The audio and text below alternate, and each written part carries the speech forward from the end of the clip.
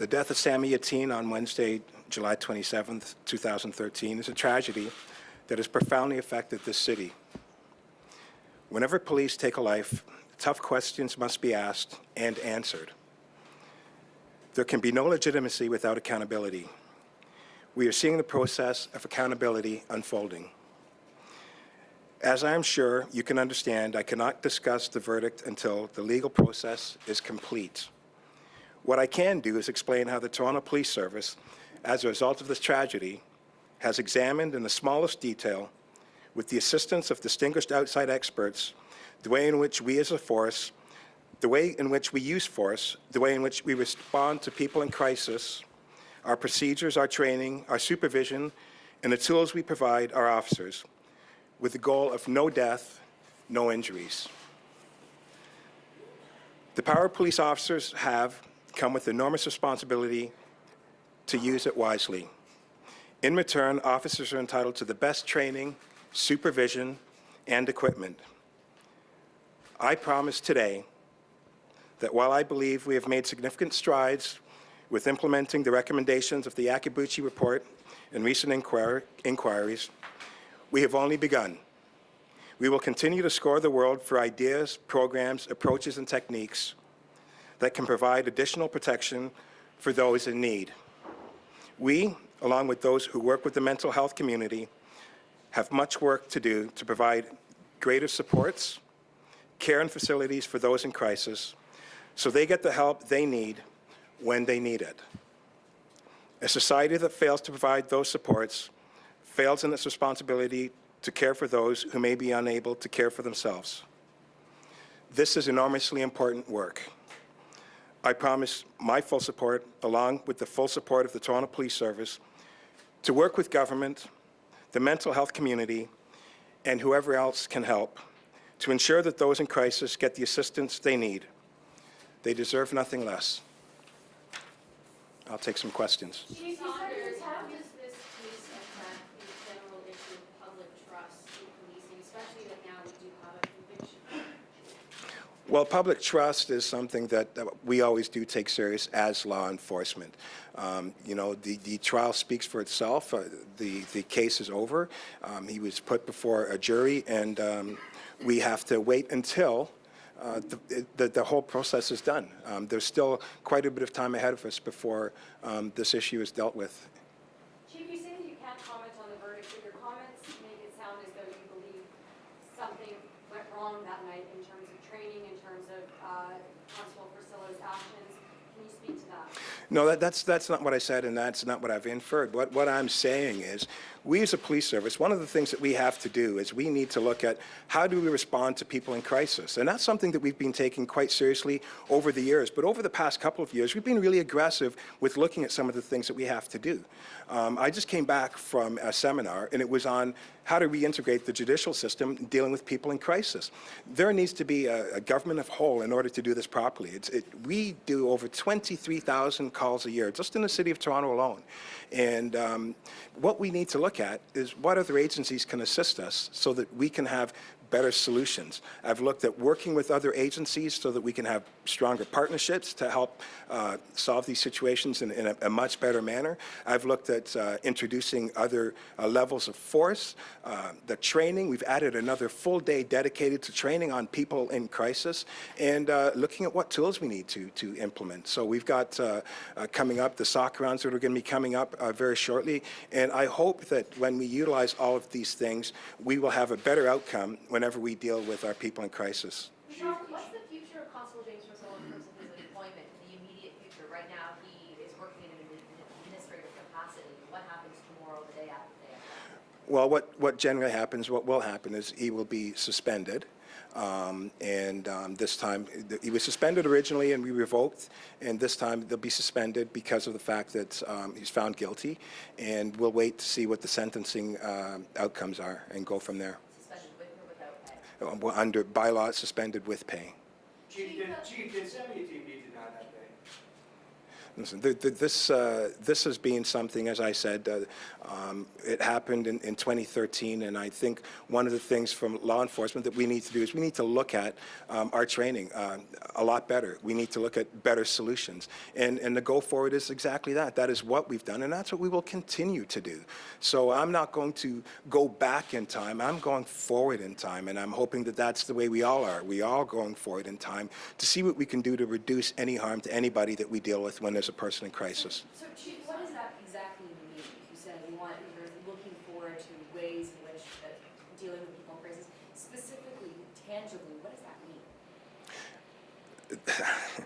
I thought I gave some tangible answers there.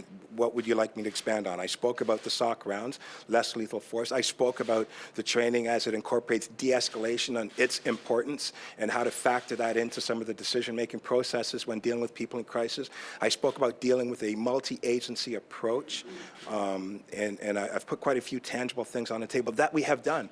And we're not stopping there. We're looking for anything that we can utilize to help zero harm, zero death whenever we deal with people in crisis. Just have you spoken with Constable James Forcillo? No, I have not. When was the last time you spoke to him?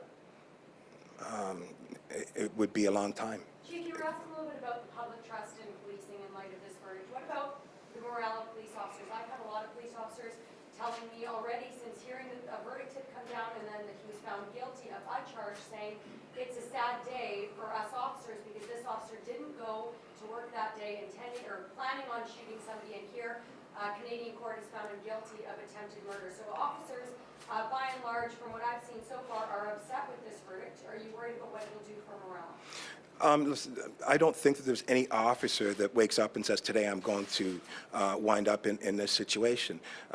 Policing is very fast and fluid, and I also believe that our officers go to work on a day-to-day basis and they do the right thing for the right reasons. Now, there's an onus for us to make sure that we provide our officers with the right training, with the right tools, and also introduce a host of other agencies to assist us in dealing with this. So by and large, I believe the men and women are going to deal with the calls that are put before them. They're going to do it in a professional way. They're going to understand accountability. And I think that by and large, we're going to be okay. What would you say to your officers today that are having those concerns? Do you give them a message, or will you be sending them a...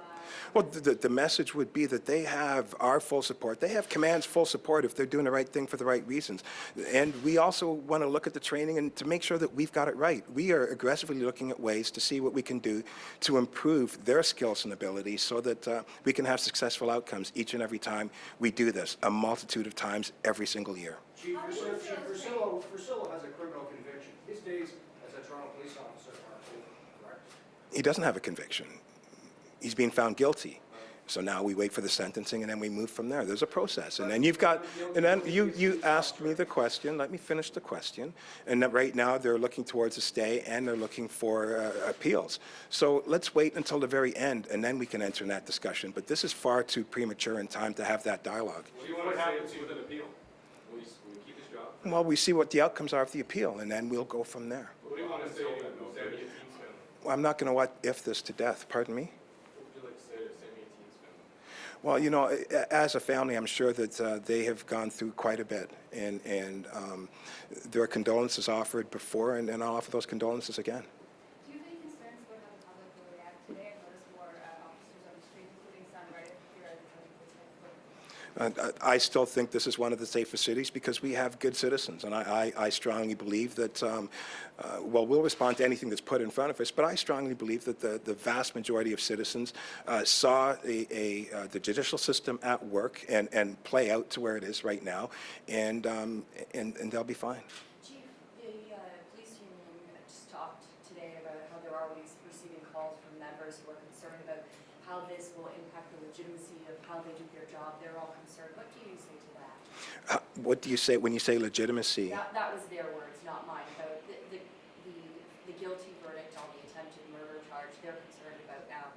This is what the union is saying when their officers go out to do their job, about whether or not they should be pulling out their weapons, about the way their own training is. They're expressing concern about that. Well, From my I've perspective, is that this verdict sends a chilling message to officers. Okay, listen, I strongly believe, and what we will have happen is we do this on a regular basis. We deal with thousands of calls of people in crisis every single month of the year, and we do it professionally. We do it with the proper dignity and respect, and we incorporate the training that we have and we provide, and I believe the officers will still do that. Should the police force have stepped in earlier when it found that Officer Forcillo was doing this done frequently? Should you have done something before it got to this place? Well, I'm not going to talk about these points until, like I said, everything is over with. There's still a judicial system that is taking effect. It's going to take some time before I can start talking on technical points like that. Can you speak to the sergeant who tasered Savia team after, I believe that the police service had said that they wouldn't talk about it until this trial was over, but what has happened with that officer, and what's the police service think about the fact that he used his taser? And here we are again, and as I've said, Tamara, this isn't over yet. Everyone thinks that this is over today. It's not over yet. We've got a long way to go before this whole thing is over. There were specific questions that were brought up by this case in terms of training, like the fact that officers are apparently trained to survive and win, and that pulling out a gun is a form of de-escalation. Are those specific questions brought up by this case being looked at and reviewed, and any changes specifically to this case in that kind of training coming?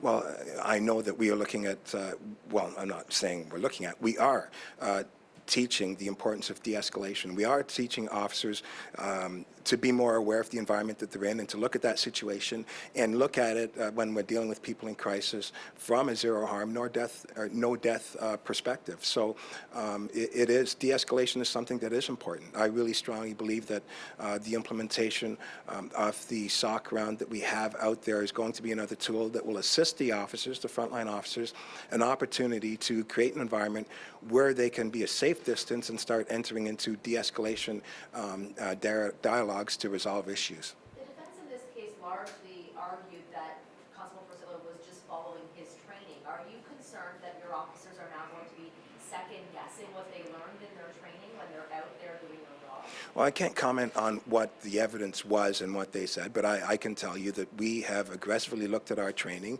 I've looked at the training syllabus when it deals with people in crisis. I like the training that is provided. It does really talk on de-escalation and allowing officers to